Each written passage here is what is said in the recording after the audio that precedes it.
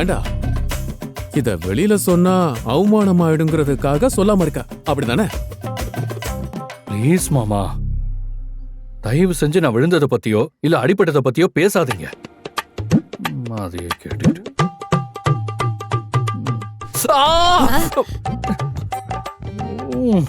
என்னடா பணியார மாதிரி இப்படி வீங்கி கிடக்கு?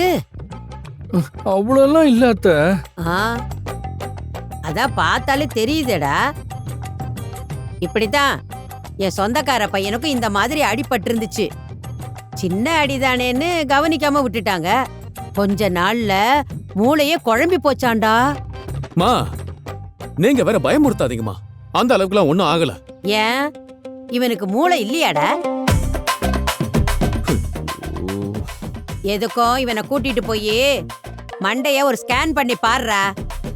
இந்த காலத்து பிள்ளைங்க என்னத்த கல்யாணம் பண்ணி என்னத்தை தான் குடும்பம் நடத்துதுகளோ. சே இருக்கான் பாரு. நிஜமாவே மூளைக்கு ஏதாவது ஆயிருக்குமா? எங்க அம்மா இப்படி தாண்டா தேவையில்லாதெல்லாம் பேசி பயமுறுத்துவாங்க. அவங்க பேசுறதெல்லாம் பெருசா எடுத்துக்காது.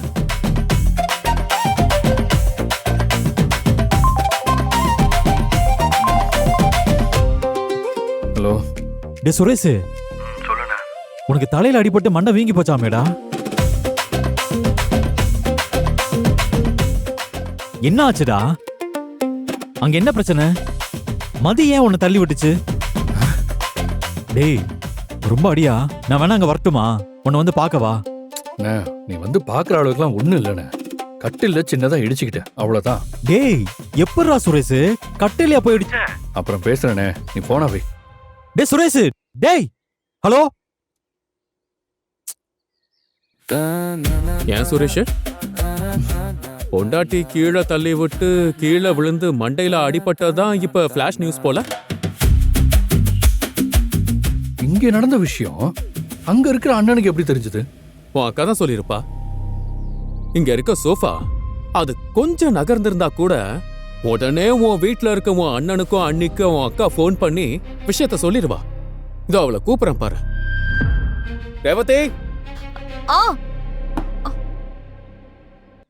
இப்போ உன் அக்கா வருவா. நான் என்னன்னு கேப்பேன். எதுவுமே தெரியாத மாதிரி அப்பாவிய நிப்பா பாரு. என்னங்க? ரேவதிமா, காலையில உங்க வீட்டுக்கு ஏதாவது போன் பண்ண? இல்லையே, நான் பண்ணலையே. அண்ணன் எனக்கு போன் பண்ணி தலையில அடிபட்டு இருக்கான்னு கேக்குது. நான் அண்ணன் கிட்ட எதுவும் சொல்லலையே.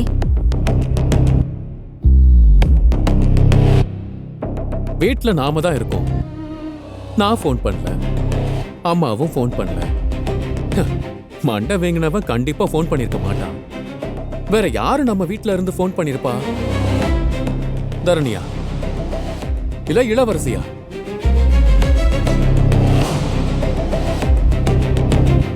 காலையில சொல்ற விஷயமா இது?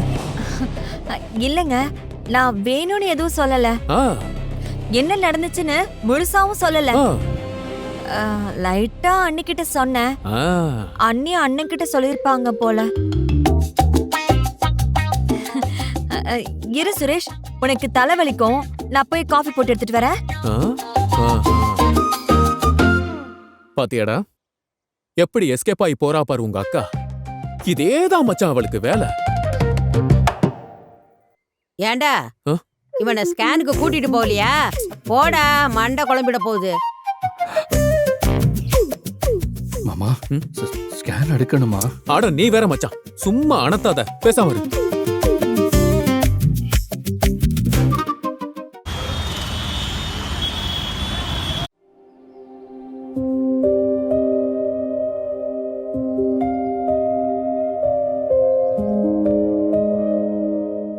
குட் மார்னிங் அத்தை. அதுக்குள்ள காலேஜ் கிளம்பிட்டியா? காஃபி குடிக்கிறியா? இல்ல இல்ல வேண்டாம், குடிக்கிறது இல்ல. சரி, டிஃபன் சாப்பிடுறியா? எடுத்து வைக்கவா? பரவாயில்ல, நானே எடுத்துக்கிறேன். இந்தா.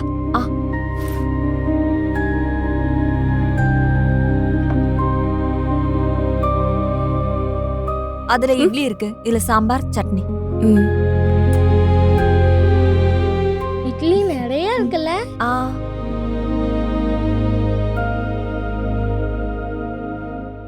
காலையில எந்திரிச்சதுமே பசங்க 2 பேரும் அத்தையை தான் தேடினாங்க.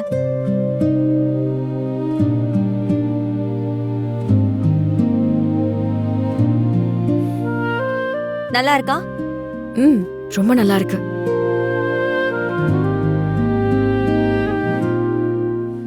வாயில இருக்கிறத சாப்பிடு. சாரிங்க, எதுக்கு? நேத்து உங்க தூக்கத்துக்கு எடுத்துட்டேன். அது பரவாயில்ல. நான் வேணும்னே எதுவும் பண்ணல. நீ எதைதான் வேணும்னு பண்ணிருக்க?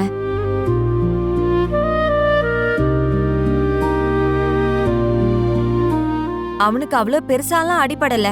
நீ அத பத்தியே யோசிச்சுட்டு இருக்காத. சின்னதா கூட அடிபடணும்னு நான் நினைக்கலங்க. நீ அதை விடு. அவங்க வாழ்க்கைய அவங்களே பாத்துப்பாங்க. தேவையில்லாத விஷயத்துல தலையிடாதீங்கன்னு நான் அவர்கிட்ட சொல்லதான் செஞ்சேன். கேக்கல. சுரேஷ்க்கு என்னமோ ஐடியா கொடுக்கறேன்னு கொடுத்து அனுப்பி வச்சாரு. அவருமே வேணும்னு இப்படி எல்லாம் பண்ணல. சுரேஷ்க்கு நல்லதுதான் நினைச்சாரு. கடைசியில இப்படி ஆயிடுச்சு.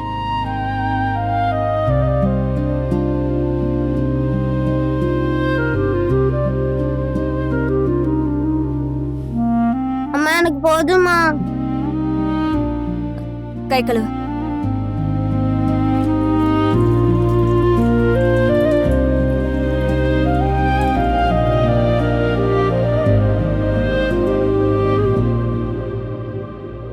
சாப்பிடு.